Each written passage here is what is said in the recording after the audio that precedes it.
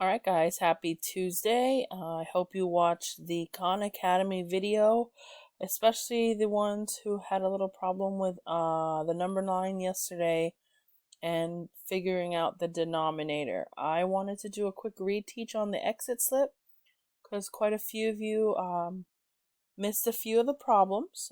So I wanted to just make sure you guys are understanding. So this is actually the exit slip that you guys saw on for Monday. Now there were 3 questions. It was A, B, and C. Now if you watch the video with Khan Academy and we go over here, then you should be okay to complete the next exit slip for today.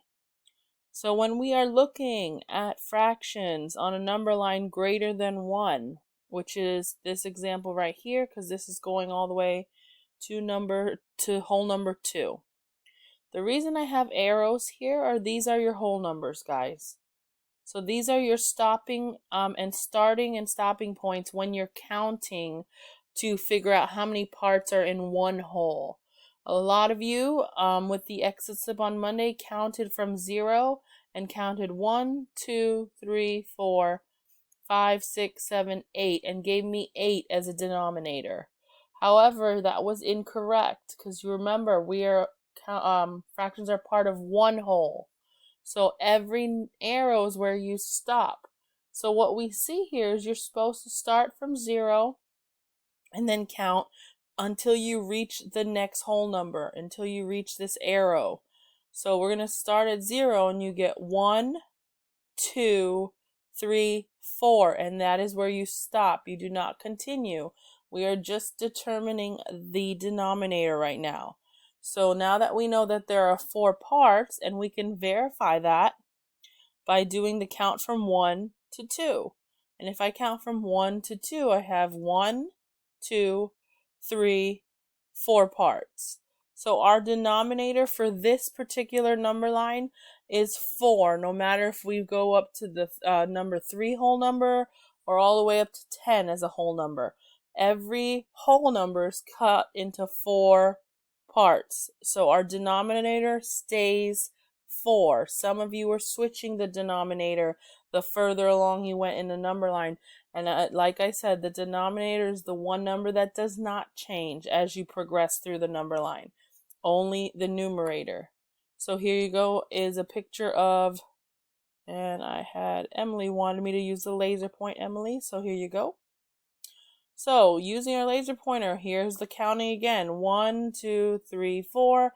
That tells us our denominator is 4.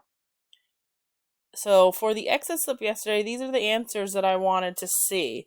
Now I did put 4/4 here just to show you guys that one whole would equal 4/4. But the three that we had in question were A, B, and C. Now A was the first jump from 0, so that's why we had 1, and then our denominator stays 4 because there are 4 parts to each whole number. After that, we had to jump 2 more. We continue the count. So this is 2, this is 3. B should have been answered as 3/4. Some of you did not put this. If you want to go back and look, you can retake the quiz if you would like to, just for your understanding. Again, I'm not grading on what you get correct, but I do want you guys to understand what you are doing. So participation is number 1. However, this is still stuff that you will need in 4th grade, so you want to understand it. You don't want to just quickly go through it and not understand the concept.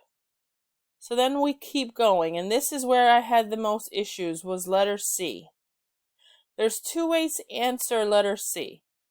We could have just counted on, and we had 3/4, 4/4, 5/4, and 6/4, and I would have accepted 6/4.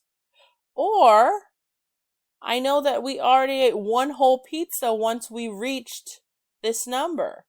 Remember, each whole number, I told you, once we get greater than 1, that means it is a number larger than 1. Now these fractions are greater than 1. So yes, you can choose to answer it as 6/4, and I would prefer this way for now until we practice more. But some of you have also answered and said, well, I ate one pizza and now I can start my count again.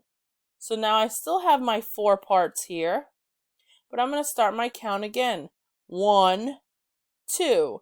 So then you could have also answered 1 whole and 2 fourths. These are equivalent fractions. They are the same. It's just what you prefer, if you want to do mixed fractions or improper fractions, okay? So that is the exit slip that we completed yesterday. If you want to redo it, it's up to you. I have checked for participation on Monday. Like I did say, you have all week to catch up, but I want to reiterate to some of you, I'm not seeing the I'm seeing you log in, but I'm not seeing you complete any work. Now, some parents have emailed me and wanted to know if their student is the one I'm referring to. And if you have not heard from me through email or Class Dojo directly, then your student, your child is fine.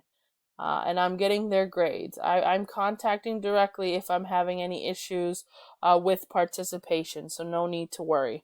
Alright guys, go ahead and complete the independent practice sheet on a separate sheet of paper and then come back onto Canvas and submit your answers. I have a few students still not doing that part and just jumping to the exit slip, and I cannot give you participation points unless they are also complete. I will see you guys tomorrow.